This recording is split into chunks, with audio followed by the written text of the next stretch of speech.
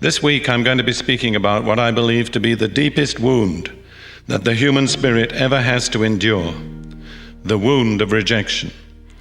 I'm going to share with you the good news that this wound can be healed. Probably I'd better begin with some kind of a definition. What do I mean by rejection? I'm talking about something in the emotions and in the heart, an attitude, a kind of relationship, or perhaps a failure to relate.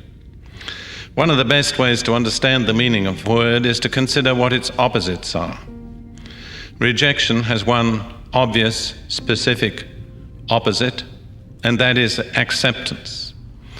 So you could define rejection that way, as the opposite of acceptance.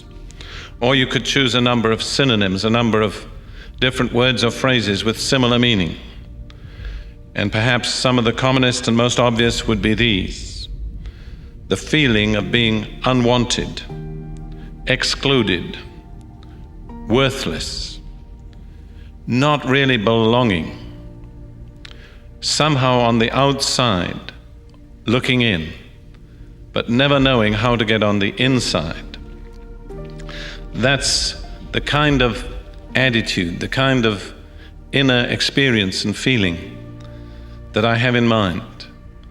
And in my years of experience in the ministry, I've discovered that this is probably the most common and the deepest wound that human hearts experience.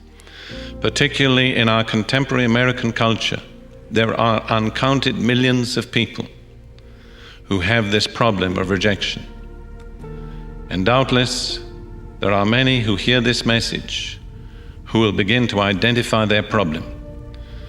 Let me say one thing. The best way to face the problem is to recognize it. If you refuse to face it, you can never solve it. But if you'll face it and accept God's remedy, you can solve this problem. I've dealt with many, many people who have successfully overcome the problem of rejection, and you can be one of those people. In the prophet Isaiah, there's a very vivid picture of what rejection's really like. The Lord is speaking to his people Israel, but he's speaking to them in the terms of being their husband. And he addresses them as a wife who's been rejected by her husband. A situation which is familiar, distressingly familiar, to millions of women today. This is what the Lord says, Isaiah 54 verses 4 through 6. Do not be afraid, you will not suffer shame. Do not fear disgrace, you will not be humiliated. You will forget the shame of your youth, and remember no more the reproach of your widowhood. For your Maker is your husband, the Lord Almighty is his name. The Holy One of Israel is your Redeemer. He is called the God of all the earth. The Lord will call you back as if you were a wife deserted and distressed in spirit, a wife who married young, only to be rejected, says your God. The picture comes to its climax there in that last verse. The picture of a wife deserted, distressed in spirit, a wife who married young only to be rejected. Sometimes it's the other way around. Sometimes it's the wife who rejects the husband.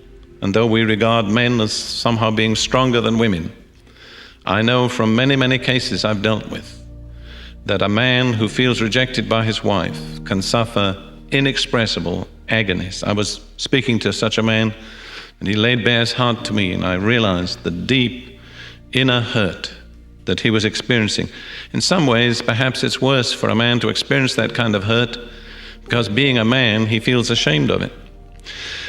This vivid picture in Isaiah picks out two things that are commonly associated with rejection.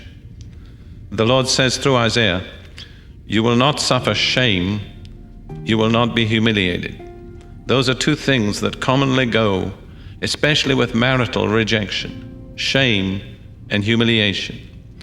to have given yourself without reservation to another person, to have poured out your love upon them, to have made yourself available to them, and then to discover that they have rejected you, very often brings even open shame and humiliation in its train. Those are the external associations, but the internal association is what Isaiah calls a crushed spirit. Other versions use the phrase a wounded spirit or a broken spirit. Now that's something that I've learned to recognize and to deal with. In Proverbs 18, verse 14, the scripture says, "A man's spirit sustains him in sickness, but a crushed spirit who can bear? Or a wounded spirit who can bear?"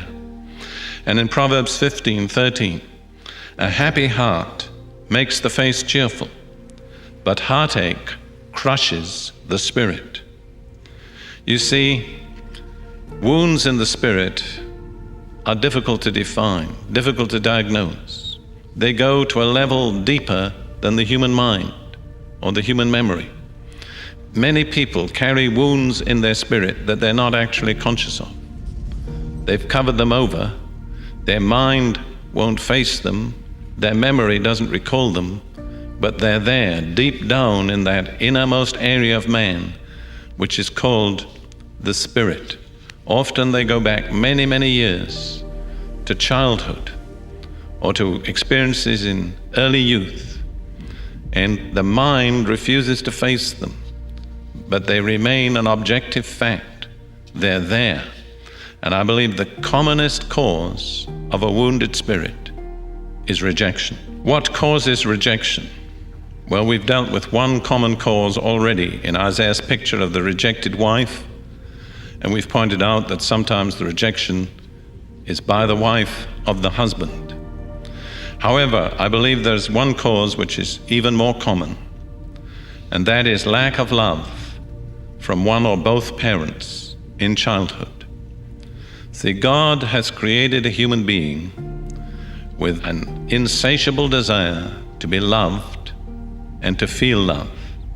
And my conviction is every child that's ever been born has been with that longing for love, and love that's expressed. You see, inexpressed love doesn't meet that need. And particularly, it's my conviction based on experience that every child particularly longs for the love of a father, and that it's the love of a father that gives real security. And children that have not grown up knowing the expressed love of a father grow up insecure, and many times with that wound of rejection. There are perhaps three main situations that can bring this wound about. First of all, a child who's unwanted during pregnancy. The mother is carrying a child in her womb she really doesn't want. She may not express it, but the attitude is there. I discovered an amazing thing once in ministering to people, that people in a certain age group belonging to a certain generation seem to have this problem very commonly. And when I traced it back, I discovered that they were children born during the Great Depression. And I began to understand that the mother had so many mouths to feed, she couldn't bear the thought of all that struggle with one more child. And her inner attitude produced in that child, before it ever came forth out of the womb, this wound of rejection. And then I've spoken somewhat about the second main case, a child who does not receive manifested love from the parents, expressed love, warm love, affection. I think there's a kind of bumper sticker we see around that says, "Did you hug your child today?" That's a good question. An unhugged child tends to become a rejected child. And then there's another situation where there's more than one child in a family, but one child receives an unfair measure of love and attention. And another child, just by comparing himself or herself with that particularly favored child, feels rejected. I remember a story of a mother who had two daughters, and she, without knowing it, she favored one above the other. And one day she heard a sound in the room, and she thought that it was the daughter she particularly loved. So she called out, "Are you there, darling?" And the voice replied of the other daughter, No, it's only me. And then the mother realized the impact that her favor of the one daughter had left on the other. She repented and sought to make up for what that attitude had brought.